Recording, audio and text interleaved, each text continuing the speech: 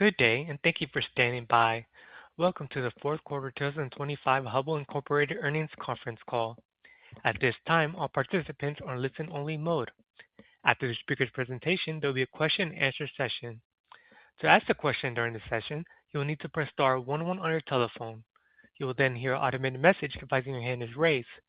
To withdraw your question, please press star 11 again. Please be advised that today's conference is being recorded. I would like to hand the conference over to your first speaker today, Dan Innamorato, Vice President of Investor Relations. Please go ahead. Thanks, Operator. Good morning, everyone, and thank you for joining us. Earlier this morning, we issued a press release announcing our results for the fourth quarter and full year 2025. The press release and slides are posted at the investor section of our website at hubbell.com. I'm joined today by our Chairman, President, and CEO, Gerben Bakker, and our CFO, Joe Capozzoli. Please note our comments this morning may include statements related to the expected future results of our company. These are forward-looking statements as defined by the Private Securities Litigation Reform Act of 1995.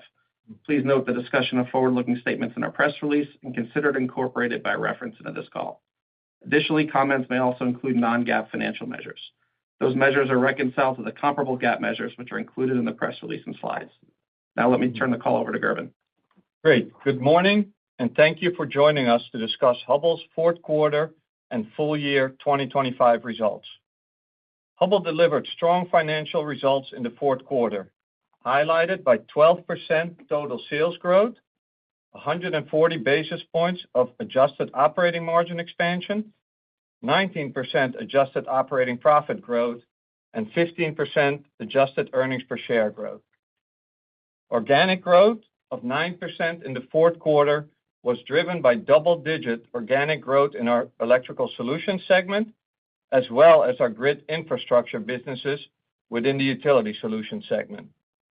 Our core utility and electrical markets remain strong as data center buildouts, load growth, and aging infrastructure resiliency investments generate robust project activity in front and behind the meter.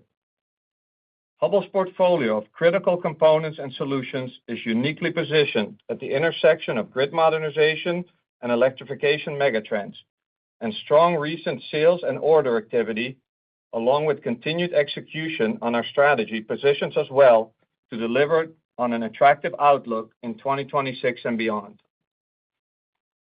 Before I turn the call over to Joe to walk through our financial performance in more detail, I'd like to highlight a few key accomplishments in 2025. Starting with Electrical Solutions, we made significant progress in 2025 on our strategy to unify this segment to compete collectively. We generated above-market growth in attractive verticals with an integrated, solutions-oriented service model for our customers, while simultaneously driving business simplification and operational efficiencies to expand margins. These efforts resulted in 7% organic growth and 14% adjusted operating profit growth for the full year. Additionally, full-year adjusted operating margins at HES exceeded 20% for the first time in history. In our Utility Solutions segment, while full-year organic growth was negatively impacted by metering and AMI markets, we delivered strong performance in the larger, higher-margin grid infrastructure businesses in our portfolio. Our leading positions in strong transmission and substation markets enabled double-digit growth for the full year, while distribution markets accelerated throughout 2025 as customer inventories normalized amid a healthy market backdrop. Over 80% of our HUS portfolio is aligned to electric T&D components and solutions, where our leading installed base and depth and breadth of product offering uniquely positions Hubbell to benefit from a highly visible long-term investment cycle. Importantly, we also continue to invest and allocate capital to high-return areas while further differentiating our unique service advantage with customers. Most notably, we closed on a high-growth and margin acquisition in DMC Power. We invested in automation and expanded production capacity in high-growth areas. We positioned our sales force to gain share in attractive vertical markets. We successfully launched new innovative solutions, and we continue to be recognized and awarded by our customers for our industry-leading service level. We plan to continue investing in each of these critical levers of our long-term strategy to drive ongoing growth and productivity benefits in 2026 and beyond. Hubbell's 2025 free cash flow margin of 15% and return on invested capital of 19% are strong evidence of the quality of our business model and of our ability to invest on behalf of our shareholders to generate strong returns both now and over the long term. Let me turn the call over right now to Joe to provide some more details on the financial results. Thank you, Gerben. I'm starting my comments on slide 5. Hubbell's fourth quarter financial performance was strong, with double-digit growth across sales, adjusted operating profit, and adjusted diluted earnings per share. Net sales of $1.493 billion in the fourth quarter of 2025 increased by 12% as compared to the prior year, driven by 9% organic growth and acquisitions contributing 3%. Both electrical solutions and grid infrastructure products within our utility segment delivered double-digit organic growth in the fourth quarter, an acceleration versus prior quarters driven by incremental price realization and stronger demand in data center and utility T&D markets. This strength was partially offset by continued softness in grid automation, though declines in this business have moderated relative to prior quarters. From an operational standpoint, we generated $349 million of adjusted operating profit and expanded adjusted operating margins by 140 basis points in the fourth quarter, which, combined with strong sales growth, generated adjusted operating profit growth of 19%. While cost inflation accelerated in the fourth quarter as anticipated, our pricing and productivity actions have been successful in more than offsetting these costs. Our strong positions in attractive markets and our execution in proactively managing our cost structure drove positive price-cost productivity in the quarter. Adjusted diluted earnings per share were $4.73 in the fourth quarter, representing a 15% increase versus the prior year, and were driven by strong operating profit growth, partially offset by higher interest expense associated with the DMC Power acquisition and a higher year-over-year tax rate. Fourth quarter free cash flow generation of $389 million was strong to close the year. On a full year 2025 basis, we generated $875 million of free cash flow, representing 90% conversion on adjusted net income, which was in line with our previous outlook.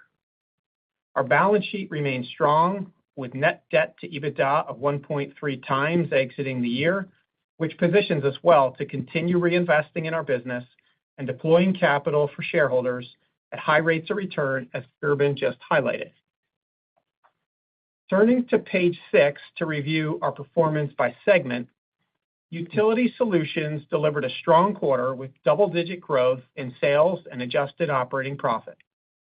Starting with the top line, Utility Solutions generated net sales in the fourth quarter of $936 million, which represents growth of 10% versus the prior year and includes organic growth of 7% and acquisitions contributing 4%. Grid infrastructure, which, as a reminder, represents approximately three-quarters of the segment sales, was up 12% organically. Grid infrastructure strength was broad-based, with strong growth across distribution, substation, and transmission markets.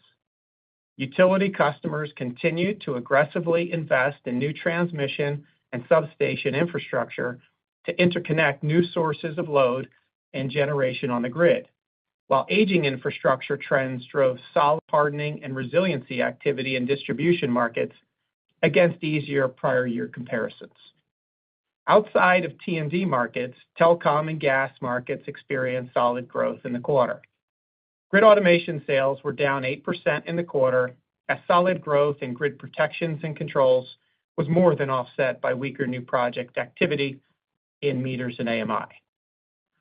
Operationally, HUS achieved $235 million of adjusted operating profit in the fourth quarter, representing 20% growth in adjusted operating profit versus the prior year, with adjusted operating margins expanding 200 basis points year-over-year.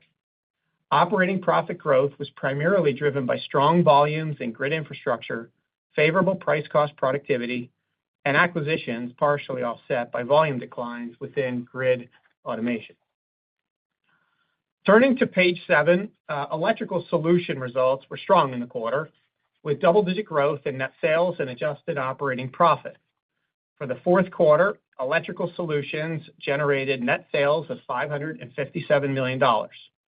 Organic growth of 13% was driven by significant strength in data center markets and solid growth in light industrial markets, as well as strong price realization, partially offset by softer heavy industrial and non-residential markets. Data center growth exceeded 60% in the quarter. In addition to healthy end market dynamics, our data center performance in the fourth quarter was bolstered by targeted capacity investments in our balance of systems components, as well as strong project activity in our modular power distribution skid business. Overall, our vertical market strategy and commercial alignment initiatives, as well as new product introductions, continue to drive outgrowth in key markets. Operationally, HES delivered $114 million of adjusted operating profit in the fourth quarter, representing 18% growth in adjusted operating profit versus the prior year, with adjusted operating margins expanding 60 basis points year-over-year. Operating profit growth was primarily driven by strong volumes and favorable price-cost productivity in the quarter, including attractive returns from our ongoing restructuring investments.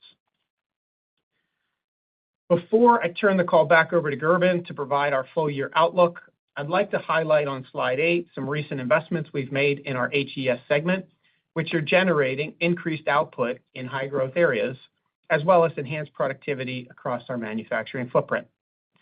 Our Burndy brand is a leader in electrical connectors and grounding products across a wide range of industrial end markets, including data center markets, where Burndy has strong specified positions with major customers who value our leading product quality and service levels.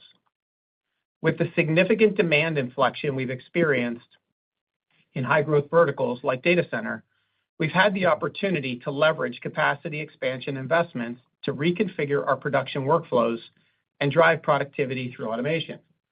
The example on the page highlights our recent investment in 4 specialized enclosed automation work cells for copper lug production, where we've been able to combine 6 manual production processes into single-flow automated lines for high-running SKUs, reducing factory processing time from days to minutes for certain product lines and reduce manufacturing complexity. The end result of these investments is that we were able to increase output to serve strong customer demand while also driving productivity through reductions in labor and factory floor space.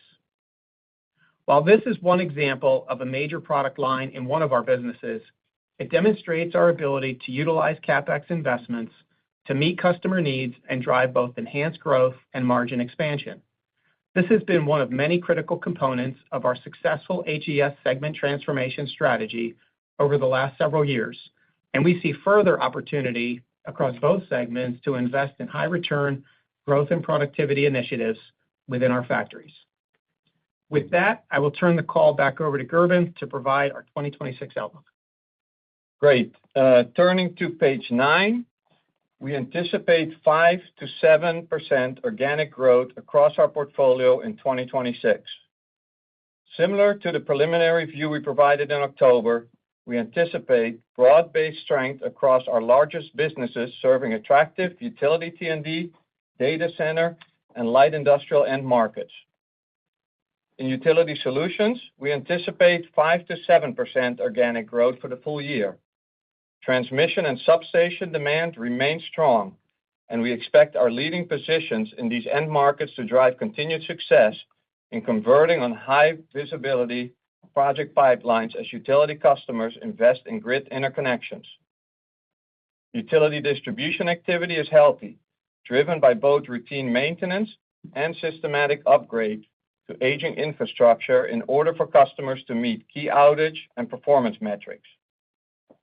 In grid automation, modernization initiatives targeted at delivering more insights and control capabilities in the field are expected to lead to continued strength in protection and control solutions in 2026, more than offsetting a more modest outlook for meters and AMI markets. In electrical solutions, we anticipate 4%-6% organic growth for the full year, and similar to 2025, we expect growth to be led by data center markets, which now represent more than 10% of segment sales and are expected to expand mid-teens. While we expect non-residential and heavy industrial market growth to be more muted, industrial reshoring and electrical mega project activities are expected to drive continued solid growth in light industrial and renewable markets. Looking across our portfolio, we expect a strong year of organic growth in 2026, and we believe our largest, highest margin end markets are still early in multi-year, highly visible investment cycle, which will enable attractive growth for the next several years and beyond. Concluding our prepared remarks on page 10, we are initiating our 2026 outlook this morning for 7%-9% total sales growth, $19.15-$19.85 of adjusted earnings per share, and approximately 90% free cash flow conversion on adjusted net income. At the midpoint of the range, this outlook anticipates approximately 10% year-over-year growth in adjusted operating profit, driven primarily by strong organic growth and core operating leverage, as well as wraparound contribution from the DMC Power acquisition. Operationally, we anticipate another year of margin expansion in 2026, as we are well positioned to manage price and productivity to at least offset inflation, while also re-accelerating investment back into our business following a period of proactive cost management over the last couple of years. Our 2026 outlook is in line with our long-term financial framework, which we are confident will continue to deliver long-term value creation for our shareholders off of a strong multi-year base of performance. With that, let me turn the call over to questions and answers. Thank you. At this time, we'll conduct a question-and-answer session. As a reminder, to ask a question, you will need to press star 11 on your telephone and wait for your name to be announced. To withdraw your question, please press star 11 again. Please limit yourself to one question and a follow-up. Please stand by while we compile the Q&A roster. And our first question comes from the line of Jeffrey Sprague of Vertical Research. Your line is now open.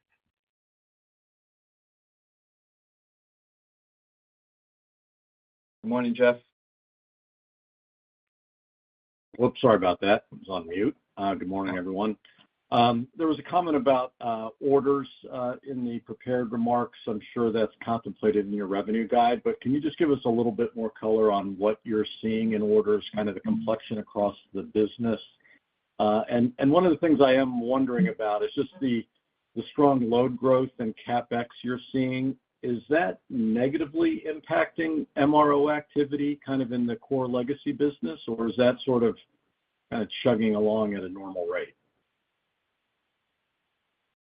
Yep. Let me maybe start with a general comment on orders, Jeff. And certainly, the recent momentum has been strong. And as we talked on our last call, we started to see this inflection in our order book in like the September timeframe, and particularly in the areas of T&D and data center. As a reminder, we are primarily a book-to-bill business. But in that, the order strength over the fourth quarter really drove our organic sales growth. So it wasn't, working through backlog or anything. This was reflected in the actual orders that we saw. And I would say even exiting the year, that was very positive. And we even built a little bit of backlog in some of our businesses, like the T&D business. That order momentum going into 2026 has continued. So I would say this, visibility, together with what we know are favorable end markets, provides us confidence for 2026. Now, of course, being a book-and-bill business, our visibility doesn't extend throughout the entire year of 2026. We do have a few businesses where we're fully filled with backlog. but the majority of the business being book and bill, we need to see how the year unfolds. But I would say it's off to a good start, ending the year and starting this year. And particularly to your question of CapEx with OpEx, and that's a question related to our utility and infrastructure business. As you see those percent, there's clearly a very strong inflection in the CapEx. It's very hard to say because a lot of the materials that we supply, Jeff, are fungible to whether the same materials go into CapEx that go into OpEx as well. What we are seeing shorter term, there's a lot of investment right now going into generation, and I would say that too falls within the general budgets that we have, and our exposure, of course, is less in generation. But that said, what we see in transmission and substation, what we see in distribution, it's certainly very supportive of our long-term framework and positive going into 26. And then just on meters and AMI, I thought we might be done talking about it declining in the third quarter, but we're still heading south. I see you don't have any real expectation of note through 2026. But is there something else going on with that business, or is it just a total lack of project activity? We know the backlogs are depleted, but any other color there? Yeah, it's a little bit what you said, Jeff. And as we work through 25, and as we communicated, we're still working through that large project backlog, and through a lot of 25, we actually consumed backlog as we did that. What we haven't seen return is a lot of those larger projects. So the business right now is more smaller project, more replacement product. It's evidenced for us when we see the book-to-bill at 1 or close to 1, that we're kind of have stabilized that business off this lower base. I'd say the good part with that is we're now working off of this lower base, and we do expect from here on to modestly grow that business. Now, of course, if you compare that to last year, where throughout the year that business declined, we have some comps to lap here, in the first quarter. But if you think about it sequentially from here, I would say it's really at the bottom, and for here, it should start to grow modestly. Right. And maybe just one other quick one, if I could. Just kind of you're indicating maybe Q1, right, a little bit tougher. Are you suggesting Q1 would be sort of outside the recent normal of sort of 19 to 20% of the year? Yeah, I think the interesting part on Q1 is a little bit the comps. I think for us, the better way always to look at this is year over year in these, and from that perspective, it will be a very strong quarter if you compare to how we started last year. But I think if you think about the year in total, it's a fairly normal year. So I think in the kind of things that the percentage that you're thinking about, now the only thing I would say in percentage is to not use it as the sole factor, because those things, as you will do your models, are very, very sensitive to a tenth of a percentage point. But you're in the right. There's really nothing specifically to highlight of 26 that's as we think throughout the year. Great. Thank you very much. Appreciate it. Thank you. One moment for our next question. Our next question comes from the line of Julian Mitchell of Barclays. Your line is now open.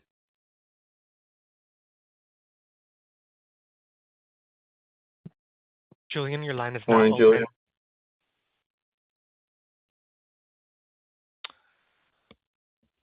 Okay. Sorry about that. I think I was maybe muted. So maybe just to start off with, could you help us understand on the margin front? I think the guide's embedding maybe 50 basis points of operating margin expansion for the year for the total company. Maybe help us understand if that's correct, and how we should think about that sort of playing out through the year, and is it weighted to any one segment of the two? Yeah. Good morning, Julian. Yeah, I would say that you're thinking about that level of margin expansion is about right. Like Gerben had mentioned, thinking about the way that our 2026 is kind of taking shape in terms of a bit of a normal, let's say, seasonal Head and Shoulders type shape, from 1Q, we peak in 3Q, come back down in 4Q. That's still higher than 1. I think that's a good way to think about it.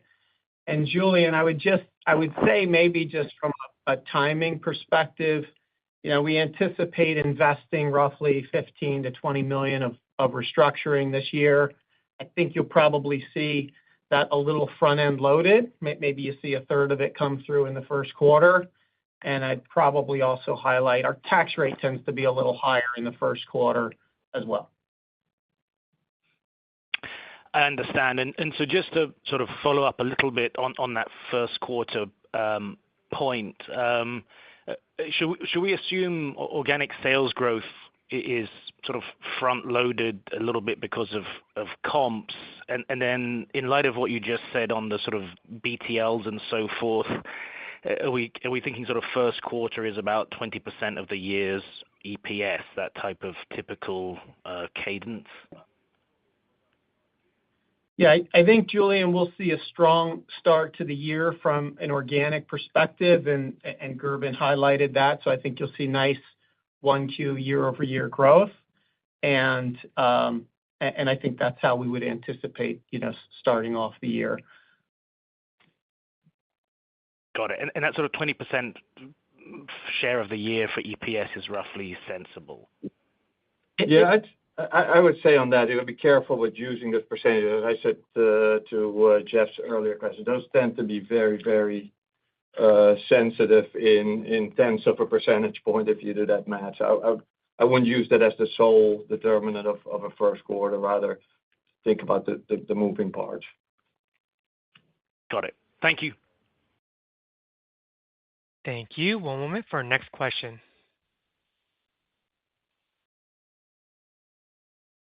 Our next question comes on the line of Chris Snyder of Morgan Stanley. Your line is now open. Thank you. I wanted to follow up on some of the margin commentary. So, as you said to Julian's question, maybe the guide calls for about 50 bips up in 26 at the midpoint. But, I mean, is it fair to think that Q1 would be well ahead of that level? I know it's always Q1's always the lowest margin quarter of the year, but the comp a year ago just seems much easier in Q1 relative to Q2 to Q4. So just kind of any color on that. Thank you. Yeah, I think we are anticipating, solid margin expansion throughout the year, including the first quarter. And so I think, again, we're anticipating the momentum that we're carrying out of the fourth quarter, positions us well to start the year. And maybe adding to that, and it was asked in an earlier question as well, the margin expansion we expect in not only the company, but in both segments. Thank you. I appreciate that. And then if I could just follow up on price, I believe you guys pushed some incremental price during the quarter in Q4. So could you provide any color just on how price shook out in Q4? And then any expectations that's underwriting the guide for 26, and if you could share anything around the wrap versus the incremental 26 action, that would be helpful. Thank you. Sure. So you're right to highlight that we did have some incremental price actions that were implemented in the fourth quarter, and I think we highlighted previously we were anticipating about 3 points of price for the full year. And that's consistent with what we saw come through. Certainly, that will have some wraparound impact that will carry price into 2026. We'll also carry some cost inflation into 2026. And I think consistent with how we've been managing price cost productivity, and again, consistent with our guide, we're anticipating neutral to positive on that front. Thank you. Thank you. One moment for our next question. Our next question comes from the line of Steve Tusa of JP Morgan and Chase. Your line is now open. Hey, guys. Good morning. Hey, Steve. How are you? Just on the flip side of that question, I know, FIFO kind of changes things, but what is your current assumption on raw materials prices? Are you guys just taking what the spots are today and then kind of running that through? Are you assuming some sort of average, some forecast? What are you assuming for kind of the underlying metals pricing, acknowledging it's not as big of a swing factor in the near term as it used to be? Sure, Steve. Good morning. And we've been watching the materials, the metals prices, very closely, and we did see some creep coming out of the fourth quarter with higher copper, aluminum, steel, and we're anticipating maybe more broadly, including metals and other inflation. We're anticipating about mid-single digits for cost inflation in 2026, and our price actions and productivity is anticipated to address that level of cost inflation that we're expecting. Certainly, we'll manage as the year progresses, but similar to levels of inflation that we addressed last year, I think that's how we're thinking about 2026, Steve. And is that inflation based on what price level, at year end, where we are today? What does that inflation assume for the actual price levels? Yeah, it's in and around, where we exited the year, which again, you kind of coming out of the fourth quarter, we saw some rising metals prices. That's kind of continued a little bit here in January, and we'll continue to keep our finger on the pulse with how they move and what we're doing on the price and productivity side. Okay, and then one last quick one on this first quarter question. Did you mean that the 20% or whatever the guys talked about earlier, that first quarter should be better than that, or I'm having trouble kind of reading the tea leaves whether better than the 20% or a little bit less than the 20% of the year for one QPS. What we said, Steve, was we get off to a strong start from an organic growth and margin expansion perspective. I think, again, if you're looking at percentages of the year, it can be very sensitive. So if you just look at how we exited 25 from a revenue perspective, that's good to think about seasonally. From a year-over-year margin perspective, we'd expect expansion, right? So I wouldn't necessarily be thinking about that number is higher. Okay, thank you. Thank you. One moment for our next question.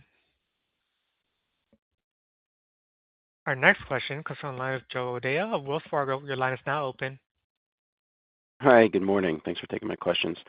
Can you talk a little bit about first half versus second half growth in grid infrastructure, and in particular, the transmission and substation side versus the electrical distribution side, and trying to get a little bit of color around electrical distribution comps, what you think kind of that underlying growth rate is in the back half of the year when the comps adjust, and then in addition, just what the backlog looks like on the transmission and substation side and visibility that you have into something like high single digit, low double digit throughout the year versus kind of stronger first half over second half.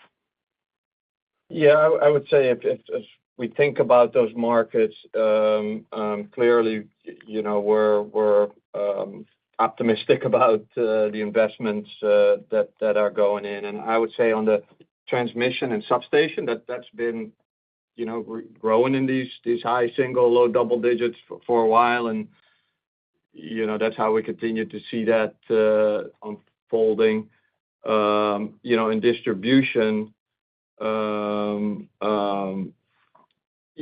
was strengthening throughout last year, right? That's what we said earlier in the year. We're still, somewhat challenged by that growth, but that we expected that to come, and we did see that come. So if you think about that, it partially drives, of course, the better easier comps earlier in the year to later in the year. But fundamentally thinking about these markets, Think about the substation and transmission in the kind of the high single digits and distribution mid-single digits for 2026 is the right way to be thinking about that.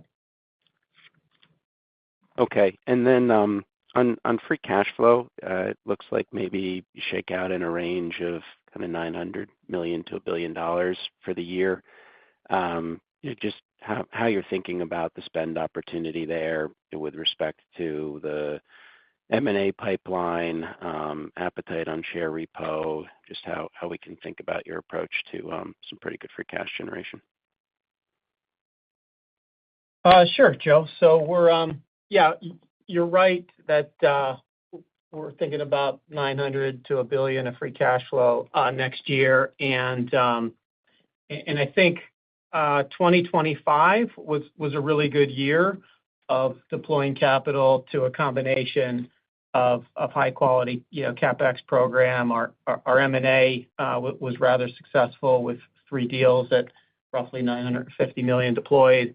And we also layered in some share repurchase over the course of 2025. So with that level of cash flow we're anticipating next year, I think we would think about deploying in a similar fashion to the extent that there's attractive bolt-on M&A that fits very complementary to our portfolio.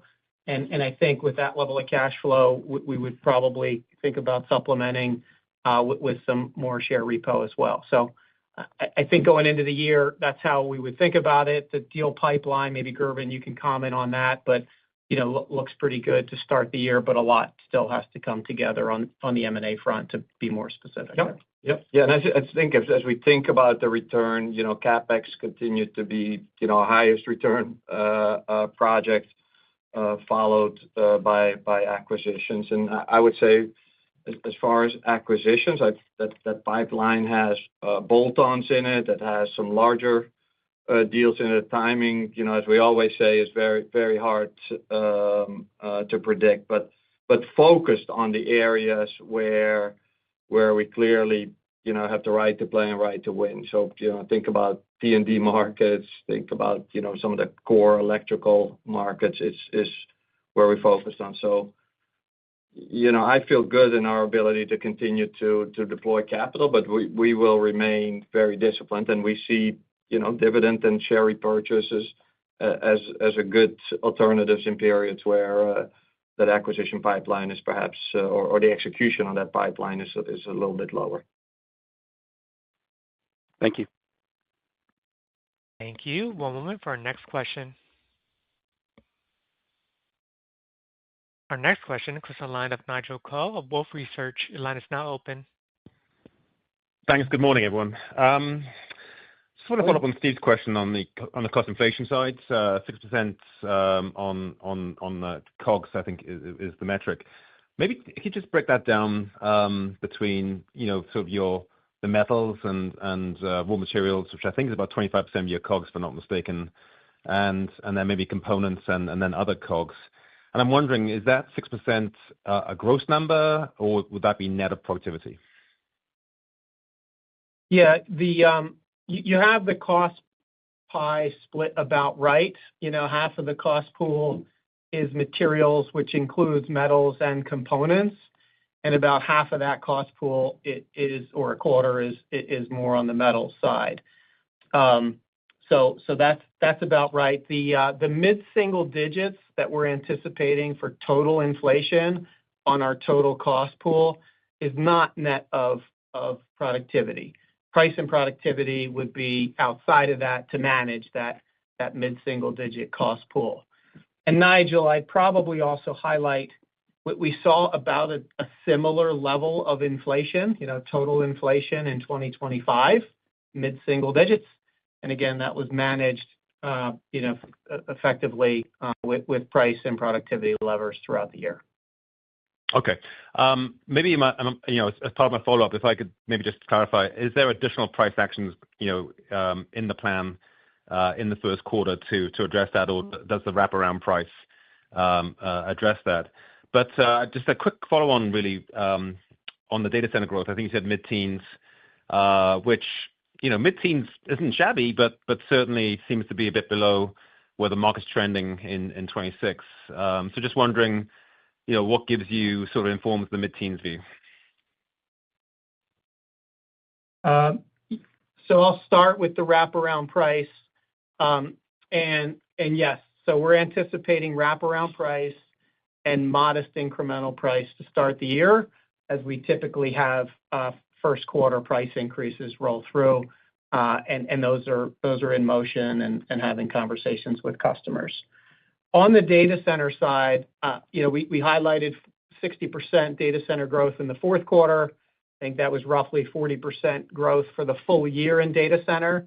And data center for us, kind of discretely, the way we describe that is more on the electrical side, and that's coming from two places primarily. One is our modular power distribution skid business, and that side of the business had a pretty heavy project load throughout 2025, which really drove a lot of those strong year-over-year growth rates from 25 versus 24. They're anticipate to continue a heavy project load in 2026. So those growth rates in 26 versus 25 will step down a little bit. And then we certainly have our connectors and grounding products, which also service data center and continue to grow nicely. So to start the year, we feel really good coming out of 25 on data center, and we're looking at that mid to high teens on our outlook for data center on the electrical side. Yeah, maybe add a good part of that business is short cycle, right? If you think about Burndy connector, so the visibility isn't out there. That last year was a good year, and I would say it's a good example that we show where we're adding capital, we're expanding, and if that proves out to be conservative, we'll do better this year. We'll serve that demand. Yeah. Okay. Understood. Thanks. Thank you. One moment for our next question. Our next question comes from the line of Chad Dillard of Bernstein. Your line is now open. Hey, good morning, guys. So I wanted to focus on your price cost through the year. So how do you expect that to trend? What's baked into your guidance? And then can you just remind us the total tariff impact in 25 versus 26, and what is IEEPA versus 232? Yeah, price cost throughout 2026. It's a little hard to kind of pinpoint or walk that quarter to quarter. We certainly anticipate as the year progresses, we'll see more inflation kind of settle in, and we would certainly anticipate between our price and productivity actions, they continue to ramp throughout the year. And so we're confident that we'll navigate that equation of managing price, cost, productivity to neutral or better throughout the year, and we don't anticipate a tremendous amount of lumpiness. Tariffs is that's certainly, I think we said in the middle of 2025, there's roughly, we saw about $150 million worth of tariff and related costs. And over the back half of 2025, we managed that number down a little lower than the $150 million level. And there really haven't been a whole lot of changes in tariff rates recently. Obviously, that can change at any point in time. We feel like we're managing that very effectively at the moment, and we're ready to react and respond if there's large changes in tariffs going forward. Gotcha. That's helpful. And then just a second question for you. It sounds like there's larger transmission projects that are in the wings over the next couple of years, and you guys have talked about, I think, 85% of the poles addressable to Hubbell. But if we just zoom in on the transmission portion alone, what does that look like, and how should we think about the TAM opportunity for Hubbell?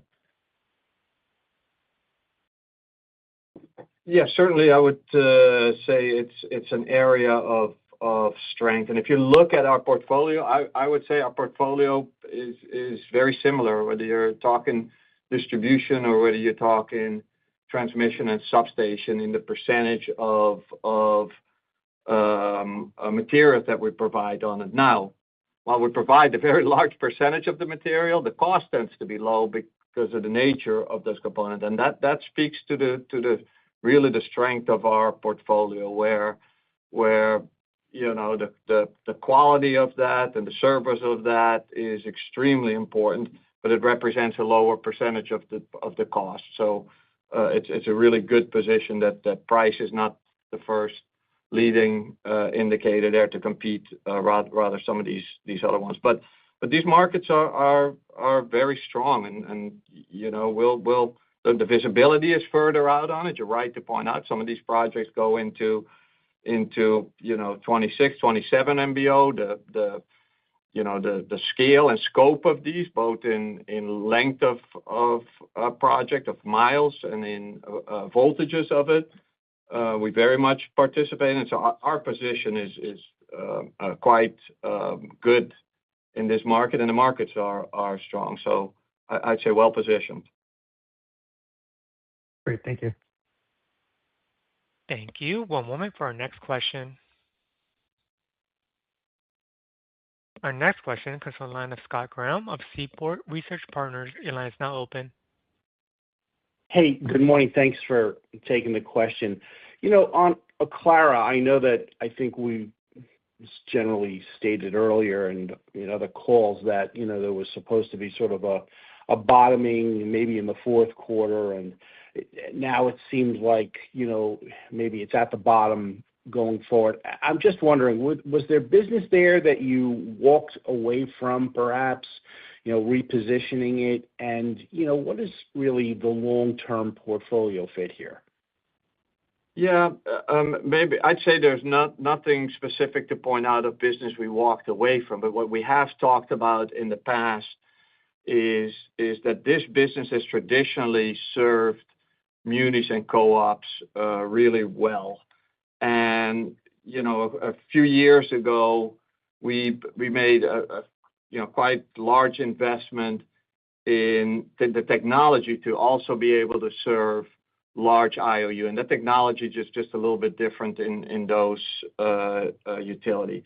That proved to be harder. Both projects were being delayed during the COVID period of time, but even the adoption of that technology at large IOUs proved more difficult. So we did a pivot last year. We reshaped that business a little bit. We took a lot of cost out of that business to really continue to focus it on the market that where we have a really strong position. And I think that business could do really well in that market that we're focused on. So that's really our focus for that business right now. It's a quite small percentage of the overall utility business. If you look at it, it's about half of the grid automation business, and I would say the rest of the portfolio, the other half of that grid automation business, as well as the grid infrastructure business, is very attractive margins and very attractive growth. So I'd look at this as a business that we expect to do better, that we expect the margin to improve from here going forward. It fits the portfolio, but that said, we continue to look at our portfolio. It's what I said before. So at this point, though, that's the path that we're on for this business. That's very helpful. Thank you. I very much appreciate that. You made a comment about a number of your divisions being early in a multi-year investment cycle, and I think we know most of those, but I wanted to maybe just focus on substation, which has been a great business for you for some time now. Is that one of the businesses where you think it's still early, and why? And if I may also say, how much of that business's growth has been sort of aided by data centers, if you could? Yeah, that's a great question. So the short of it is very, very attractive. We're very well positioned. We've historically been well positioned in it, but if you look at some of our recent acquisitions, if you look at Systems Control, that's very much in that space. If you look at DMC that we just acquired, very much in that space. So we're continue to grow our scale and scope of the products we offer in there. And I would say attractive area without data center, but clearly aided by data centers right now as well. And sometimes it's very specific. A data center will be, putting up the infrastructure, and they'll put a substation right next to it. And I would say those are very directly related. But utilities are investing in a lot of this to just interconnect more power throughout the countries, and that requires a lot of substations. So it's sometimes very hard to pinpoint, is it specific or not to a data, but the space is very attractive, Scott. And we're very well positioned in it. Yeah, and the substations themselves, the infrastructure itself is pretty old still, right? Absolutely. Thank you. Yep. Thank you. One moment for our next question. Our next question comes from the line of Tommy Moll of Stephens. Your line is now open. Good morning, and thank you for taking my questions. Hey, Tommy. Morning, Tommy. It sounds like the market conditions for your electric distribution business are somewhat normal now. I think you mentioned channel inventories seem normalized. I'm curious for any more detail you can give us there, just given some of the uncertainty if we go back, say, a year ago. And when we look at the mid-singles guide you provided for this year, should we think of that as a accurate reflection of the underlying demand, or is there a little bit of help from perhaps a restock in that number? Thank you. Yeah, I would say maybe start with the last one. Is an accurate reflection of the end demand. Clearly last year we still saw that destock, and I'm glad to stop talking about destock because it lasted way too long. And first with distribution, then with end customers not going homogeneous, different parts of the region, different customers going at different rates there. But we're through there, and I think that the best indication that we saw that early in the year starting to reflect with orders. Then later in the year we started to see it by actually shipping, and the book-to-bill staying at that level. So we really feel confident that we're through that. What we didn't see though is customers, both utilities and distributors, over pivot.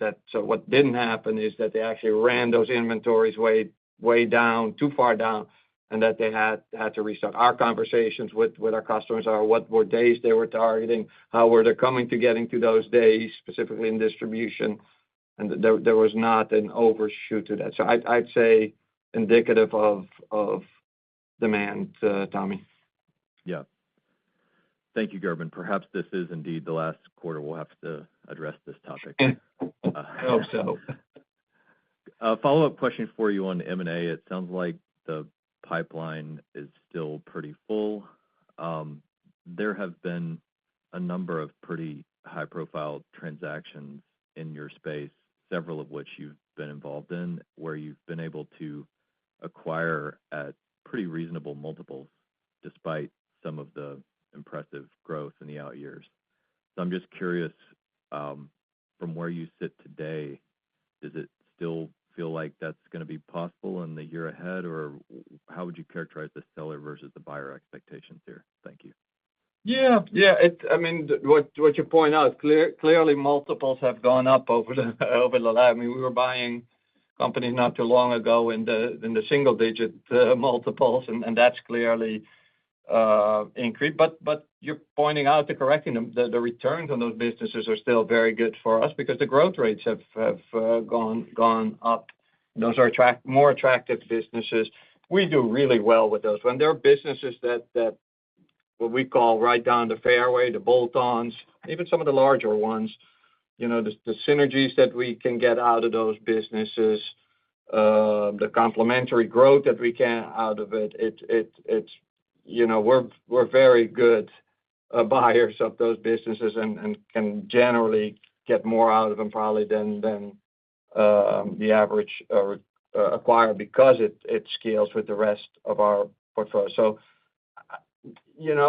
Any one deal, depending on the competition for it, could of course be an outlier. We do see the entire pipeline. I can tell you that even though we don't always own every business that goes through this process, it's not because we didn't see it coming. Right? There's different reasons at times where we don't end up owning these businesses, but we're very active in it. And I would say kind of the multiples that you see, I would say is about where we continue to see pricing right now.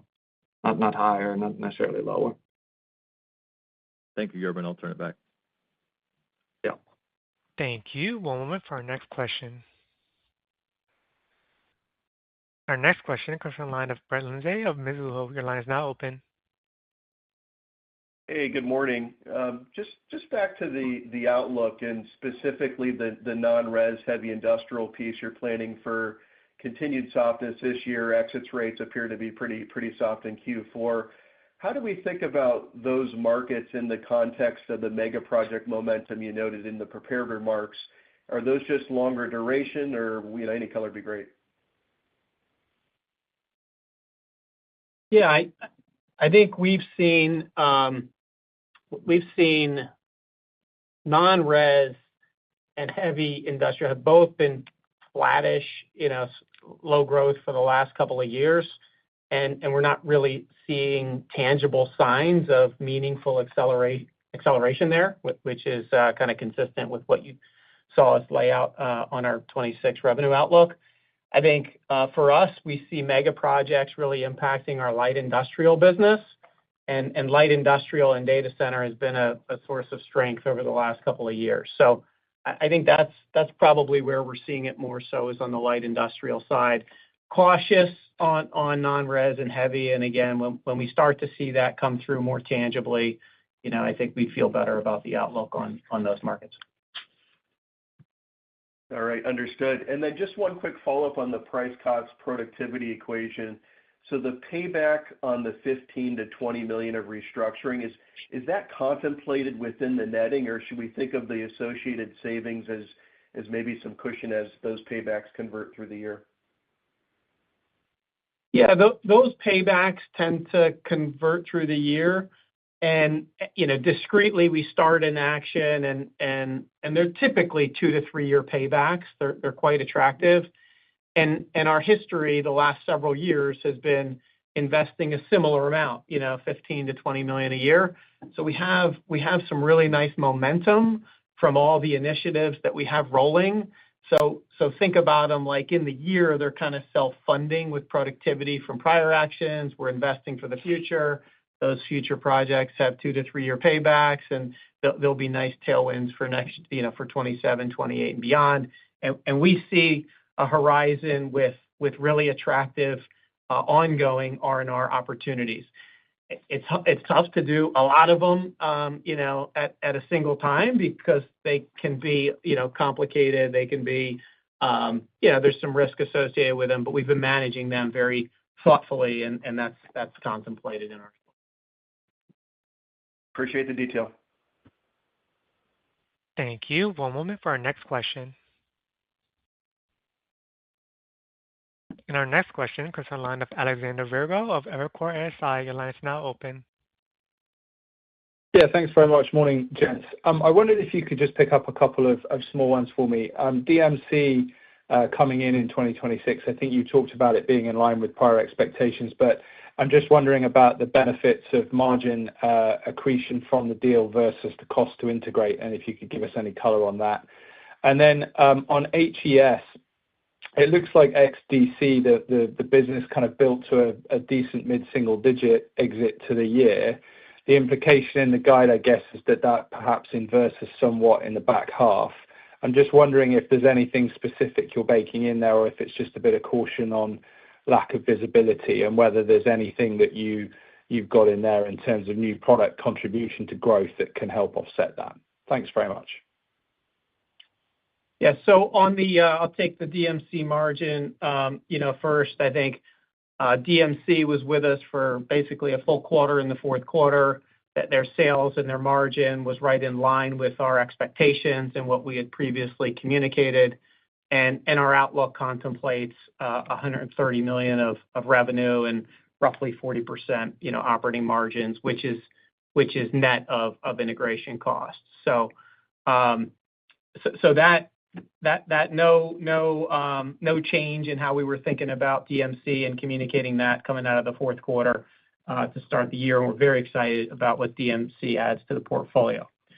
On the HES side, with the fourth quarter exit rate, that fourth quarter was pretty heavy with data center projects.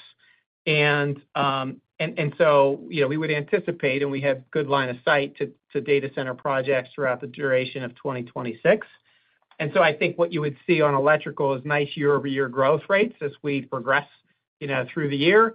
And naturally, with such a strong fourth quarter of 2025, you'd see that year-over-year when we get out to 4Q of 2026 for electrical, that'll shrink a little bit because of that surge in 4Q 2025 dynamic. Perfect. Thanks very much.